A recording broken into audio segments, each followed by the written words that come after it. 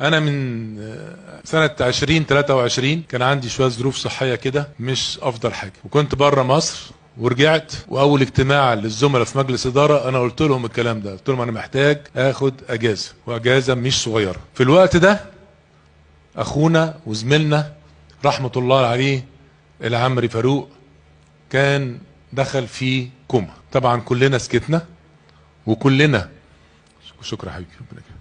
كلنا سكتنا. محمد نبي انا عايز في ورقه مع ريم يجيبها لي، بس عشان في 3 شهور اللي فاتوا انا تعبت شويه، وفي بعض الاشاعات والتحاليل ولا مش عارف حاجات كده. شكرا يا حبيبي.